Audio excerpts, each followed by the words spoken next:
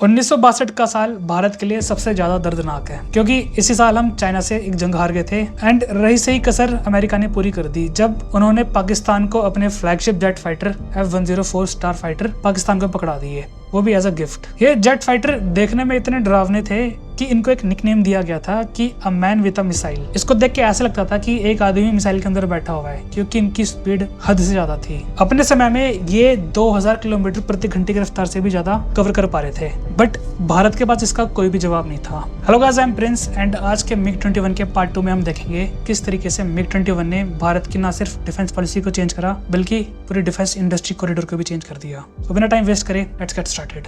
India उस time पे भी एक सबसोनिक जेट का इस्तेमाल कर रहा था। ये इतना बड़ा स्टार्क डिफरेंस है कि जो सुपरसोनिक जेट होते हैं वो आराम से साउंड के जो बैरियर है 1000 किलोमीटर प्रति घंटा उसको आराम से तोड़ सकते हैं, but on the other hand जो भारत के पास जेट फाइटर थे वो साउंड की रफ्तार को तोड़ने में भी स्ट्रगल कर रहे थे एंड इसका फायदा पाकिस्तान की एयरफोर्स ने भरपूर उठाया। स्टार्टिंग के दिनों में क्या होता था कि ये आराम से साउंड बैरियर को तोड़ सकते थे जिससे एक सोनिक बूम क्रिएट होता है, और उस टाइम पे जो हमारे पायलट्स होते थे इनको इस चीज का कोई आइडिया नहीं होता था, तो जानबूझ के कुछ Pakistani jet fighters Indian air bases के ऊपर ये सोनिक बूम क्रिएट करते थे पैनिक फैलाने के लिए। इसका इतना ज्यादा साइकोलॉजिकल इम्पैक्ट था कि जब भी इन स्टार फाइटर्स को डिटेक्ट करा जाता था तो एक इंस्ट्रक्शन दी जाती थी कि एज सुन एज पॉसिबल सारे अलग अलग डायरेक्शन में चले जाओ एंड प्रे कि वो आपको डिटेक्ट ना कर पाए। बट सब कुछ चेंज होने वाला था एंड इसकी शुरुआत होती है वियतनाम वॉर से। खबर निकल के आती है कि एक जेट फाइटर जिसका कोड नेम रखा गया था फिशनेट, वो इन स्टार फाइटर्स को चुबा रहा है एंड अमेरिका पूरी कोशिश कर रहा था इस खबर को दबाने की एंड उन्होंने 1 दर्जन से ज्यादा अपने स्टार फाइटर इसी के हाथों गवा दिए। बट ये कोई और जेट फाइटर नहीं था, ये खुद MiG-21 था। पार्ट 1 में हमने जाना था कि इसको किस चीज के लिए बनाया गया था, बट इसका एडवांटेज इतना ज्यादा ट्रेमेंडस था कि ये डॉग फाइट में आराम से किसी भी जेट फाइटर को मार गिरा सकता था, और यही सबसे बड़ी कमी इन स्टार फाइटर्स की होती थी। अमेरिका ने कम्पीट करने के लिए इनको काफी तेज तो बना दिया था, बट इसके साथ एक सैक्रिफाइस आता है एंड वो था कि इनको मनूवर करना बहुत ज्यादा मुश्किल था। ऑल्दो ये मिसाइल से तो अटैक करके जा सकते थे, बट अगर कहीं इनको मुड़ने की बारी आती थी तो MiG-21 आराम से इनको ओवर पावर कर लेता था एंड यही वियतनाम वॉर में हुआ था। यही रिपोर्ट इंडिया के defence experts and Nehru ji के कान में भी पड़ी एंड उन्होंने तुरंत इस पे काम करना स्टार्ट भी कर दिया। बट जो तीसरी सबसे बड़ी बाधा आने वाली थी वो थी China. It is non fact कि चाइना के खिलाफ हमने अपनी एयरफोर्स को नहीं उतारा था, नॉट बिकॉज कि हमारे पास कोई एयरफोर्स नहीं थी, बट बल्कि जो हमारी एयरफोर्स थी उससे इस बात का डर था कि कहीं चाइना अपनी एयरफोर्स का इस्तेमाल ना करने लग जाए एंड उनकी एयरफोर्स बाय माइल्स काफी ज्यादा एडवांस थी इंडिया के कंपैरिजन में एंड वो उस टाइम पे भी सुपरसोनिक जेट्स उड़ा रहे थे। बट एक सीक्रेट डेलीगेशन आता है नेहरू जी के टाइम पे USSR से एंड उसमें कुछ डिजाइंस को फाइनलाइज करा जाता है। उसमें एक प्रपोजल रखा जाता है कि जो USSR है वो इंडिया को अपने MiG-21 सेल करेगा एंड नहीं सिर्फ सेल करेगा बल्कि एक प्रोडक्शन फैसिलिटी भी लगाएगा और ट्रांसफर ऑफ टेक्नोलॉजी भी देगा। बट चाइना इसको सबसे ज्यादा ऑब्जेक्ट करता है। कहने का तो चाइना रशिया का पड़ोसी है एंड दोनों की जो आइडियोलॉजी है वो भी सेम है and as a communist brother हम सोचते हैं कि रशिया और चाइना हमेशा साथ साथ चलेंगे, बट ये सारी ऑन द पेपर्स है। असल में चाइना और रशिया में तब भी नहीं बनती थी, और जो रशिया की पॉलिट ब्यूरो थी उसको माओ जेडुंग के एम्बिशंस पे काफी ज्यादा डाउट था एंड 1962 में ये चीज और भी सच हो जाती है जब चाइना भारत के ऊपर अटैक कर देता है। फर्स्ट हैंड वो देखते हैं कि किस तरीके से जो चाइना है वो अपने वर्ड से पलट भी सकता है, बल्कि इस बात का इतना उल्टा असर होता है कि जितना चाइना मना करता है रशिया बढ़ चढ़ के उससे ज्यादा भारत की मदद करता है एंड इवन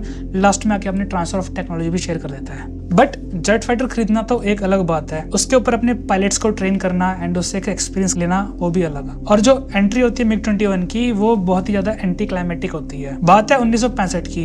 पंजाब के इलाके में भारत पाकिस्तान से लड़ाई लड़ रहा था पंजाब प्लेन्स में एंड दोनों तरफ से टैंक चल रहे थे। इंडिया अपनी पोजीशन को मजबूत करने के लिए पठानकोट एयरबेस पे अपने 2 MiG-21 को स्टेशन कर देता है, बट पाकिस्तान वहां पे एक चाल चलता है एंड वो इजराइल की तर्ज पे, जिनको वो देश भी नहीं मानता, एक प्रीएम्प्टिव स्ट्राइक करने की सोचता है जिससे इंडियन एयरफोर्स को तुरंत ही तबाह करा जा सके एंड वो सुबह के टाइम पे भारत के 2 MiG-21 को ग्राउंड पे खत्म कर देते हैं। पूरे 1965 की लड़ाई में MiG-21 पार्टिसिपेट नहीं कर पाता, बट इस इंसिडेंट से जो कॉन्फिडेंस था भारत का वो टूटने की जगह बल्कि और मजबूत हो गया एंड हमने बहुत ज्यादा इसके ऊपर इन्वेस्ट करना स्टार्ट कर दिया। 1971 में बाकायदा इसका बदला भी लिया गया जब MiG-21 ने पाकिस्तान के 6 स्टार फाइटर्स को हवा में ही मार गिराया, और न सिर्फ बल्कि वहीं पे रुके बल्कि उनका एक C-130 भी मार गिराया। इससे जो एक ऑरा थी इनविंसिबिलिटी की कि ये अमेरिकन जेट से इनको कोई मार नहीं गिरा सकता, ये पूरी तरीके से टूट गई। एंड इसको इतना ज्यादा धक्का लगा कि पाकिस्तान ने इसको आगे जाकर रिटायर ही कर दिया। बट इस MiG-21 की कहानी यहाँ पे भी खत्म नहीं होती।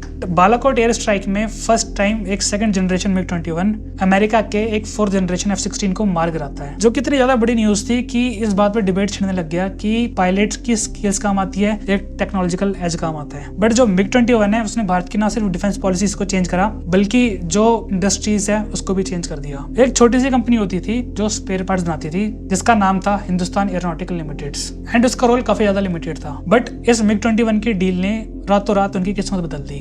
भारत ने ना सिर्फ MiG-21 को उड़ाना स्टार्ट करा बल्कि जो उसके मेन कंपोनेंट्स होते हैं जैसे विंग्स हो गया, जो स्पेयर पार्ट्स हो गए, वो भारत में बनाना स्टार्ट करे। ऑल्दो स्टार्टिंग में तो ये छोटी सी चीज लगती है बट बाद में ये इसका फाउंडेशन बना जब हमने तेजस जेट फाइटर और Su-30 MKI की असेंबली लाइन भारत में खड़ी कर दी। एंड अब इंडिया फ्यूचर के AMCA प्रोजेक्ट्स पे भी काम कर रहा है। But all was not well, क्योंकि जो MiG-21 की सबसे बड़ी ताकत थी वो बाद में इसकी सबसे बड़ी कमजोरी बन गई। पार्ट 1 में हमने जाना था कि MiG-21 बहुत ही केपेबल इंटरसेप्टर था एंड 90 सेकंड में वो 40,000 फीट की ऊंचाई को आराम से कवर कर लेता था। बट इसका इतना ज्यादा मिसयूज होने लगा कि जो इसकी लाइफ स्पैन थी 1990 तक उसको बार बार एक्सपेंड करा गया उसमें अपग्रेड्स डाल के। एंड पार्ट 2 में बस इतना ही। पार्ट 3 में हम कवर करेंगे कि किस तरीके से जो ये फ्लाइंग बीस्ट था एक फ्लाइंग कॉफिन में कन्वर्ट हो गया। तब तक के लिए stay tuned and subscribe the Prince.